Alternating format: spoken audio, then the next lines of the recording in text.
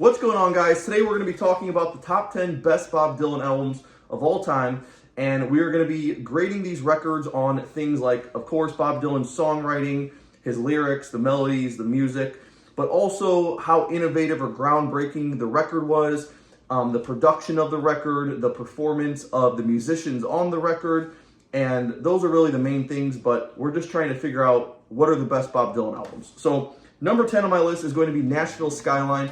This one is really cool because the first song is Girl from the North Country, but it's a different rendition of it because he has Johnny Cash singing on it as well. And I think both of their voices kind of blend well together on a song like that, so it's an interesting version of it. Then we have Tonight I'll Be Staying Here With You, which is another more popular one from this album. And then finally, the last one I like a lot is called One More Night. That one's not as popular, but I think it's a great song. And then most of the other songs are just decent, nothing spectacular, but they're just decent songs. And that is why that's going to be number 10. Number 9 on my list is going to be Self-Portrait. This one is interesting. It's a double record. I think there's a lot more filler tracks on this album, but there's still some great ones. I like Alberta a lot. I like Early Morning Rain. I like All the Tired Horses.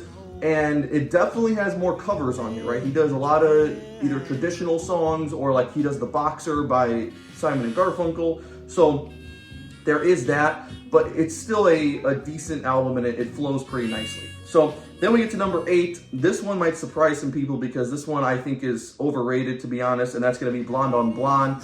I just think this one has a lot of filler tracks too, and I think it just has just weird sounds to it. I mean, Leopard Skin Pillbox Hat and Rainy Day Women, songs like that, I don't think they're that good. And I think it's a step down, especially from where he was coming the year prior in '65.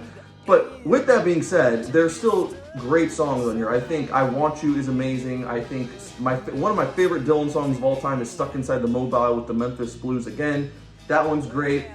What else do you have? You have Fourth Time Around. There's still some great songs. I just think there's just more annoying harmonica parts and stuff like that. I think it was a step down. Sad Eye Lady of the Lowlands is interesting lyrical-wise, but musically, it's not very interesting. It's just boring and dull to me. So that's why that's going to be number 8. Number 7 on my list is going to be Another Side of Bob Dylan. This is still a pretty early album when he was really focusing on folk music. But there's lots of great songs. There's All I Really Want to Do. There's the one I really like is the last song called I Don't Believe You. And just the whole record in general is pretty solid. It's not all the songs are fantastic, but it's still a decent album, and that's why that's going to be number 7. Number 6 on my list is going to be John Wesley Harding. This one, I think the songs are great. I just wish the arrangements or the way he performed them, the way it's produced and the instrumentation, all that, I wish that was done a little bit better. I think part of it could be that's what he was aiming to do. I think he wanted to go back to this Americana / just like a simplified version. Maybe he wanted to get away from the electric band stuff, and a lot of these songs are just kept kind of simple, where it's just him and a guitar, or there's a harmonica on some songs. But I think that's my only real issue with it, is just that I think the production and the instrumentation could have been performed a little bit better. You got All Along the Watchtower, which turned out to be one of his most famous songs, but probably mostly because Jimi Hendrix did a version of it, because I think Hendrix's version is probably more popular than the Dylan version. But you got, Frankie Lee and Judas Priest. That one's interesting. You got The Drifter. You got I'll Be Your Baby Tonight. There's lots of great songs. The songwriting is great. Then we get to number 5. That's going to be Freewheelin' Bob Dylan. This album is phenomenal. I think it stands out to pretty much every other Dylan album. Not that it's the best, but just that the songs just have a different feel to them. And I mean, when you have, there's a lot of huge classics on here. Blowing in the Wind, Hard Rain's Gonna Fall, Don't Think Twice, It's Alright. And I think those are just some of his best songs. I think when I first discovered this album, this was one of the first Dylan albums. This is one of the first albums that got me into Dylan. So I think it's a good album to start with, really. I think it's probably one of the more catchier ones. And it's also the album that put him on the map. If you watch the new Dylan movie that came out this year, they kind of show that, where this album is really this got him a lot of record sales, and this got him noticed by a lot of other people. So That's why this is gonna be number 5. Number 4 on my list, we go to 1976 and we have Desire.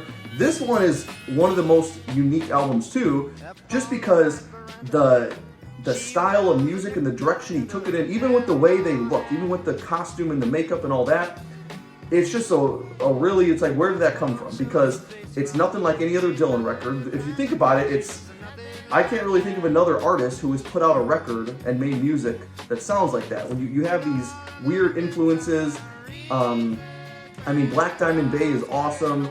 You have Hurricane, which is a 10 out of 10 song. I think that's also one of Dylan's best. But it's just got a new sound to it, and that one is just, I think it's really refreshing for that period, 1976. Then we get to number 3, and this is where these top 3, these are all could have been number 1 albums, right? I think they could all be number 1. I think they're all pretty much 10 out of 10 records, and this is definitely one of the more groundbreaking records. That's going to be Highway 61 Revisited. Large part because you have a song like a Rolling Stone, which, you know, for a long time, Rolling Stone called that the best song of all time. So there's definitely something to be said there. But you also got other great ones like Desolation Row. You got Just Like Tom Thumb's Blues. And as for filler tracks, I would say there's a little bit of that. I would say From a Buick 6 and Queen Jane Approximately, not the greatest songs, but it fits the style of the record, and that's the stage Dylan was in at the time. And really, when you look at the other songs on there, they definitely make up for any filler tracks on there. So I mean, Like a Rolling Stone, it's pretty much as good as it gets, right?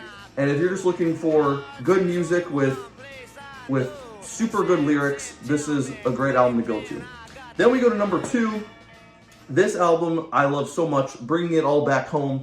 And this is the album that really was a big turning point for Dylan, because 1965, this comes right before Highway 61, but 1965, he goes electric, and this is when he lost a lot of his fans, or he was getting booed at the shows and all that stuff, because Dylan just wanted to go in what direction he wanted to go in. He didn't want to stay stuck in the folk music, or, you know, be known just as this protest song person. So this one, I mean, you got Subterranean Homesick Blues, awesome. She Belongs to Me, awesome. Love Mine is Zero, awesome. The cool thing about those songs is like they're almost like pop songs, especially for Dylan. That's about as poppy and as catchy as they get. But Love Mine is Zero, I mean, that's just, I feel like anybody could like that song. It's nothing crazy. It's nothing where it's like, for instance, like Ma, I'm Only Bleeding, something like that. It's Alright, Ma, I'm Only Bleeding.